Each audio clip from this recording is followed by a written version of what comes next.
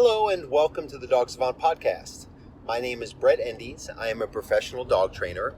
The purpose of this podcast is for you if you are a dog or puppy owner seeking training and behavior advice. If you are a client in the real world just looking for additional information to supplement the work we are doing. And if anyone, you're just interested in dog training, dog behavior, life of a professional dog trainer, this podcast is for you. We're going to talk about stress. I might have alluded to it before, but I want to get a little more into it. Certain situations where a dog may show stress in training and how to work through it so that ultimately your dog can live a stress-free life. Before we move on, I always ask, please don't forget to rate, review, share, subscribe, tell a friend, send me a question. Let me know how the podcast has helped you.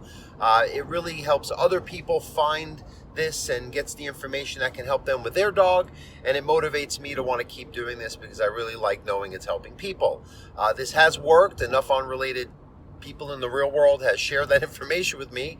They keep hiring me to come back, so I think that it can help you too.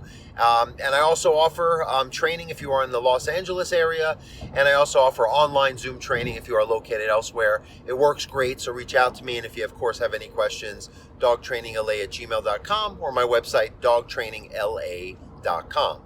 Okay, so stress.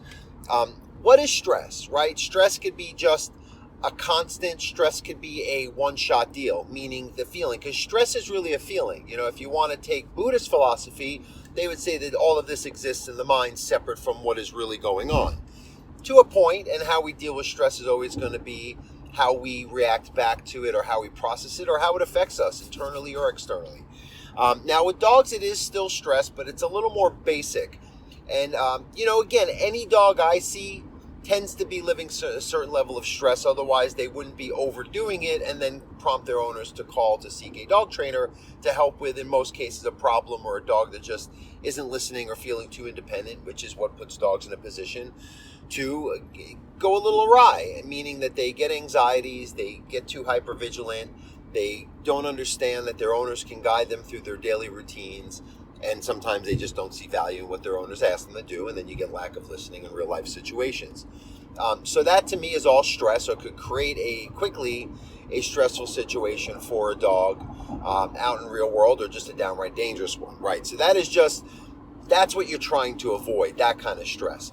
Now, what is the stress that can happen through training? Because I do talk often about purely positive and all of that type of training that's based on, safe spaces and rainbows and unicorns and all treats, no collars, no rules, no corrections. Just let the dog do what it wants, and when it happens to figure it out, you give them a treat, click a clicker, and hope for the best. Why? Because there's a misunderstanding, and again, any training tool used improperly, from overfeeding a dog to getting a dog's collar, regular collar, choke chain, pinch collar, harness, caught, misused, put on correctly, right? So it's the handler, how they use the tool, right? A hammer can hammer a nail or could do something terrible. That's how I see it. It's, of course, a way to communicate. And this is what's happened, is that because of the strong knee-jerk emotional feeling or fear of judgment that dog owners, just out of innocence and not knowing, have about collars, or if their dog fights, pulls and has these type of common behaviors, that require training, it creates more of resistance, right? So that's where the purely positive, only use harnesses or nose leaders or harnesses that are made to discourage pulling. All of that is really it's a response to that. And it's only been, as of the past 10, 15 years that it's become really popular and quite prominent in the information you find online. But we also want to see in turn that there's a high percentage of dogs that are living with stress, are showing behavior issues, don't listen to their owners, don't walk properly, aren't social, or don't know how to socialize because they've never been taught with rules and structure and boundaries. And that's something that people say, well, you don't do that. You just let the dogs figure it out, and then you encourage them when they keep making the right choices. Well, in the meantime, they're going to form a lot of bad habits and probably learn to do the wrong thing, circle back to do the right thing, and then they get the treat, right? So they're just following patterns, and unfortunately you're going to create the wrong ones if you don't expect more from them, you don't build focus, you don't create leadership, in your intervention, and you're not firm enough. And that's a lot of times people are just afraid of that. And again, we're not talking about stress yet, but that's what people think or interpret will cause their dog stress, will have their dog not like them. And it's actually quite the contrary, because every dog, I just came from a case today where she was, lunging, reacting. We're standing out in front of the owner's home, and every time I'd even just breathe differently, she'd start backing up and barking. Just classic case of reactivity, antisocials, doing it towards dogs too.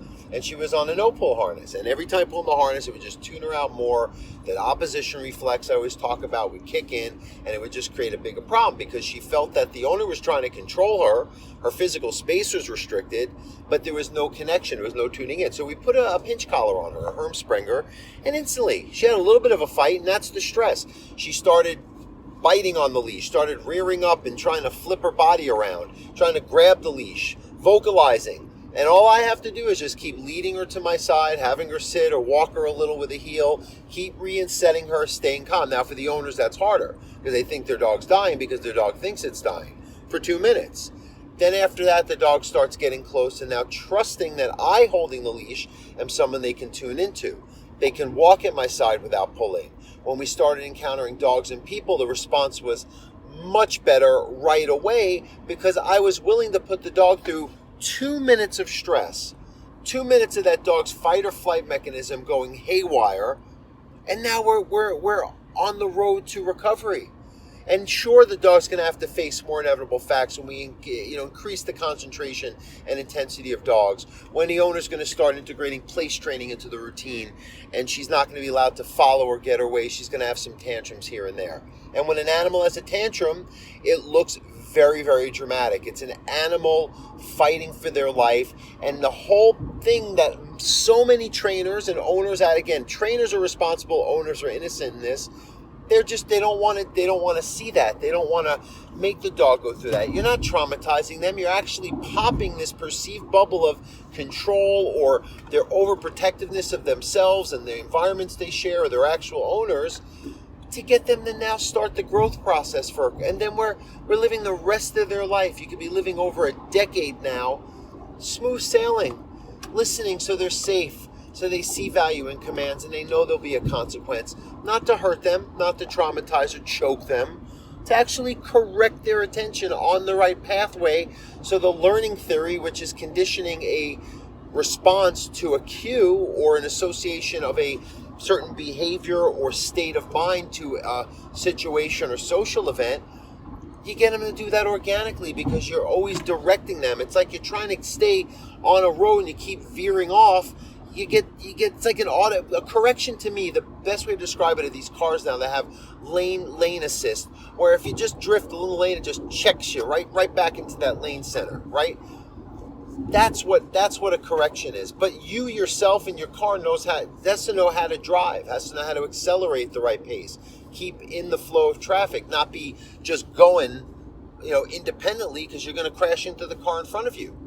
So that's what a heel is. That's what command should do, is keep the dog in their lane, and a correction is to check them. And yes, dogs that are not familiar, it's like a child that always gets their way, and you put your foot down, they're going to scream bloody murder. It doesn't mean that they're not going to be better off learning how to deal with the rest of their life, that things will not go their way, and they can learn more of an acceptance-based response versus a reactive one, as with dogs. Now, the other side is that if you put them through a little of that stress and build up their focus and ability to see you intervening without their reactions being the go-to, and realizing that keeps them alive, they're also calm enough to see it.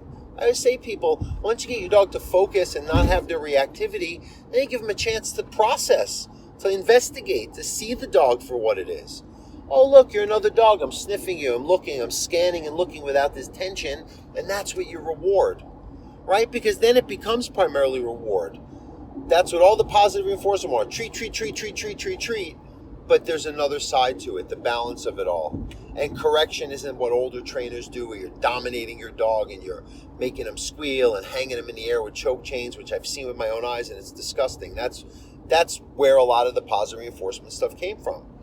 Or owners, hey, my parents, I grew up on a farm, or my parents, we did it. And maybe they realize, but they were afraid. Or someone like me had to empower them and say, don't be afraid to use a pinch collar with your dog, because your dog needs it. You have a big, powerful dog that's willful and has reactivity. What else are you going to do? Who cares what people think, right? So I don't know if I articulated stress well, because I'm trying to just kind of explain how going through stress can actually have you benefit on the other side. Look, I'm eating better again because the pandemic, I went to shit. And it's stressful when I'm not feeling, I want a donut, I want some ice cream, I want some carbohydrates, Coca-Cola. Not having it. Not as happy, but I'm being more relaxed inside. I'm actually now, it's a couple months, I'm feeling more content when the cravings hit me. And my long term is I'm going to live longer. I'm going to have better physical. My body is in aches and pains from, being overweight and just not eating good, inflammation. So yeah, I'm not getting all my quote unquote rewards all the time, putting myself through some stress and growth, but I'm going to be better on the other side. And it's a lot harder to maintain for a human than you just show a dog, hey, this is how it is. This is the new norm. It takes time. It's a process. But if you're consistent, it's not too long. It doesn't take years. It's months. And your dog's got the rest of their life happy, calm, content. All right. So anyway, thank you for listening. Thanks for listening to the mini rant. Hopefully this helped who it applies to. And again, don't forget to rate, review, share, subscribe to my podcast. Tell everyone. And follow me on social media too, at the Dog Savant.